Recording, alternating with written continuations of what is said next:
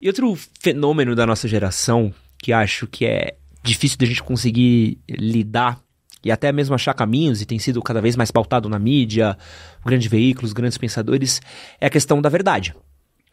Acho que a gente que viveu um pouco antes da internet, do advento da internet, a gente tinha essa coisa do limite da informação, de onde você vai, ter que pegar um jornal, ter que pegar um livro.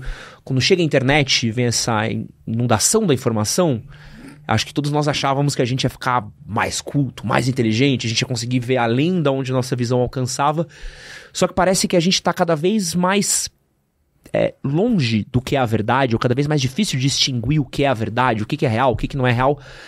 Como é que eu consigo, Cortella, entender o que é a verdade hoje? Do ponto de vista da filosofia, na história, a verdade sempre foi relativa ao seu tempo. A verdade, portanto, ela é marcada pela relatividade. Eu não posso olhar uma coisa como verdadeira sempre, em todos os lugares, de todos os modos. Exemplo concreto. Até Galileu, no século XVII, havia uma afirmação de Aristóteles que é óbvia, que eu vou dizê-la agora. Se você, do alto de uma torre, soltar lá de cima, é claro que é simbólico o que eu vou dizer, junto ao mesmo tempo um elefante e um coelho, é evidente que o elefante vai cair mais rapidamente.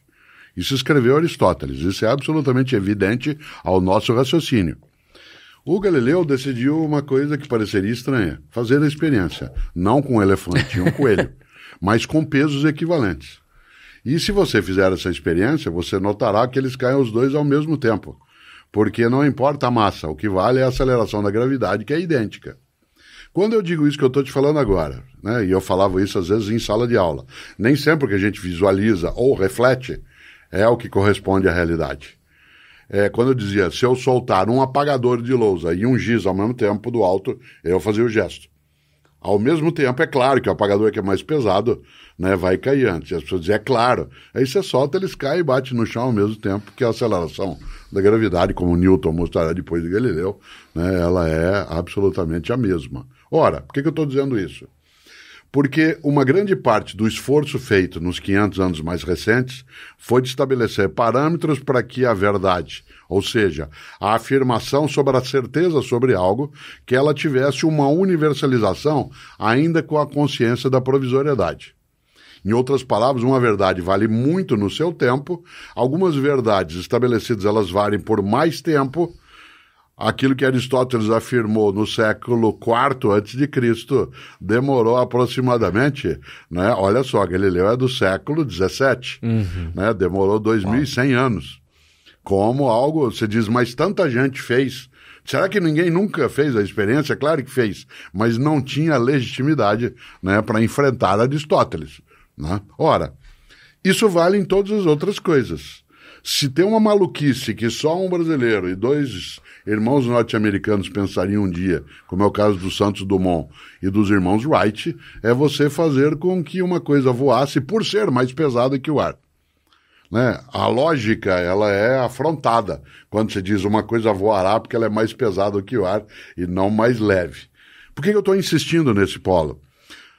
Vladimir Ilyich Ulyanov, Lenin, né, um grande político e também filósofo no campo do mundo russo do século XIX, depois soviética, aliás, ele é um fundador, né, do Estado Soviético, ele dizia, quando perguntado, existe a verdade absoluta? Ele diz sim. A verdade absoluta é a soma de todas as verdades relativas no fim da história. Quando a história humana terminar, você terá a verdade absoluta como a soma de todas as verdades relativas que vieram antes.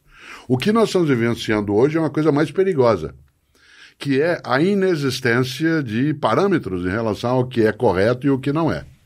Não se vive a ideia da relatividade social, cultural e histórica da afirmação sobre a verdade. O que se vive é o relativismo. Qual é a diferença entre relatividade e relativismo? Na ideia de que as coisas elas são relativas, eu estou dizendo que elas funcionam de acordo com um determinado tempo, momento e sociedade. Quando eu falo em relativismo, eu estou dizendo que vale tudo. Isto é, você tem uma opinião, eu tenho a outra, então eu vou dizer que as duas são válidas. Não. Seria temerário que eu juntasse um grupo de pessoas no pátio do Hospital das Clínicas, da cidade de São Paulo, e fizesse ali uma assembleia, uma votação, para decidir se determinada doença vem de vírus ou bactéria. Não é uma questão de opinião. Algumas pessoas imaginam que seja só opinião. Eu penso, eu tenho direito.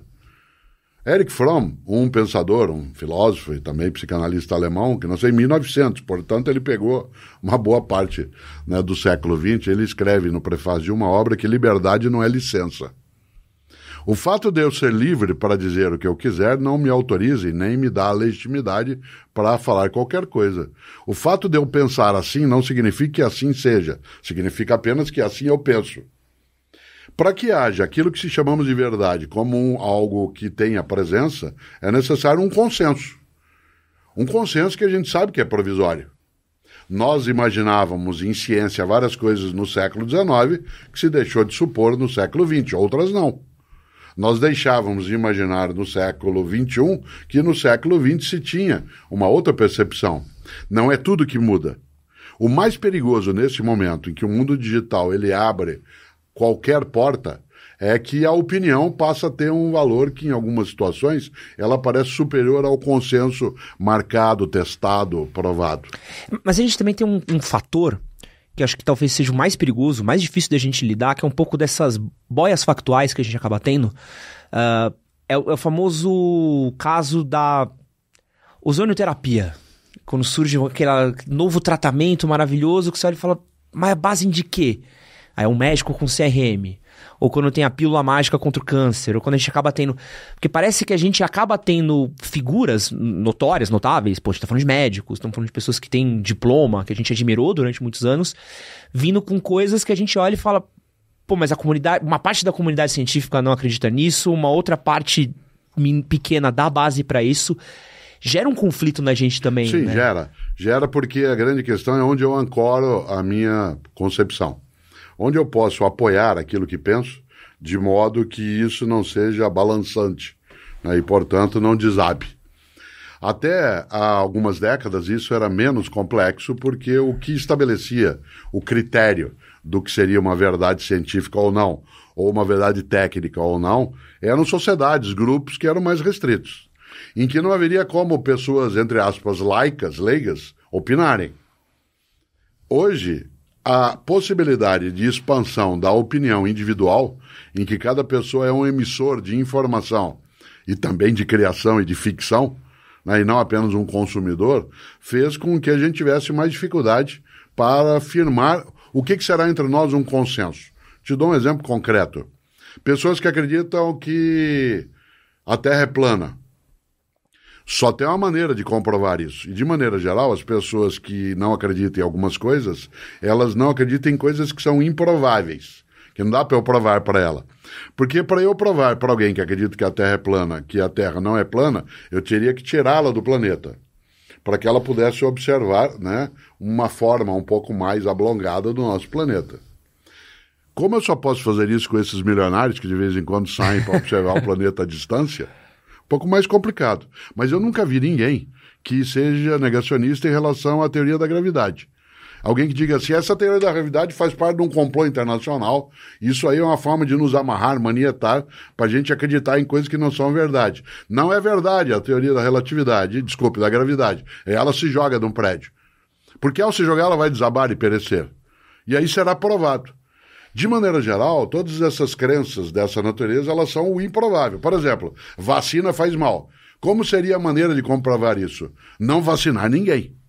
Como isso é uma irresponsabilidade, dado que a ciência acumulou alguma informação, mas essa informação acumulada, ela não é a garantia de que será sempre assim e nem de que só aquilo é verdade. Você trouxe à tona algo que é importante. São o que a gente chama, né, em filosofia, de argumentos ad hominem. Isto é, será verdade porque é o Cortella que está dizendo ou é você que está dizendo? É o argumento de autoridade. Na educação mais antiga na família, quando você checava com um adulto ou colocava em xeque a ordem, a instrução, por quê? Porque eu quero. Ou a frase, porque eu sou teu pai. Então, esse argumento, que não é um argumento, que ele é um argumento de autoridade, ele faz com que se tenha ali mais o temor do que a compreensão. Ora, o que a gente hoje ainda não estabeleceu, porque nós estamos no meio da tempestade. Se tem uma coisa difícil no meio de uma tempestade é você enxergar direito. Aí em filosofia a gente diz que quem menos sabe da água é o peixe. Né? Porque para você entender melhor a água, você tem que sair dela um pouco. Ora, nós estamos no meio disso. Nós ainda não estabelecemos quais serão e se teremos, né, essas formas de apoiar o que se entenda como verdade ou não. O que eu sei é que a formação científica, que algumas pessoas têm, eu entre elas por obrigação, ela nos leva a buscar critérios que sejam ampliados para que eu não ancore as minhas certezas em bases que são mera opinião. Isto é, eu não considero que a axiologia ela seja a ciência mais expressiva. Alguém diz que a ciência se equivoca, e é verdade, ela pode fazer, ele faz, até o momento que ele precisa passar por uma cirurgia de retirada do apêndice. No momento que ele estiver ali, a um passo, né, de ter uma septicemia, uma infecção generalizada, eu não tenho dúvida que toda a descrença dele na ciência é mais ou menos como na teologia, em que os ateus vão até o momento que o avião balança. É isso. Certo? Portanto, existem algumas certezas que a ciência, de fato, ela marcou um caminho. Isso não se comprovou correto, mas no conjunto da obra, a ciência ela é muito mais certa. Eu não sou incapaz de certezas, mas eu sei que uma comunidade que se dedica a isso tem maiores certezas do que eu. Isso significa que eu me entrego de modo inocente e ingênuo? Não. Né? Basta se olhar a história para ver os equívocos que já aconteceram, mas não todos. Né? Se eu sentasse hoje aqui com o Oppenheimer para conversar com ele, talvez ele dissesse, olha, se eu soubesse eu não teria feito. Mas ele sabia o que estava fazendo. Ele pode até dizer depois que ele se arrependeu, como alguns dizem que Santos Dumont se suicidou, né, no Guarujá, no litoral paulista, né, porque ele ficou arrependido de ver aquela obra, ou o Nobel, Alfredo Nobel, que inventou a dinamite, que ele decidiu que, poxa, como é que eu crio uma coisa, né, com essa condição? Nem sempre a consciência, né, é nessa direção, mas a comunidade científica, ela tem, no momento, né, ainda alguns desafios mais complexos. O bom da filosofia é que filosofia não é ciência. Esse que você acabou de assistir foi um corte do podcast com o Cortella. Para assistir o episódio completo, clica aqui do lado. Vou deixar um outro corte que com certeza você vai gostar. E usa o cupom MHM12 para 12% de desconto nas suas compras na Insider. Link na descrição do vídeo e no primeiro comentário fixado.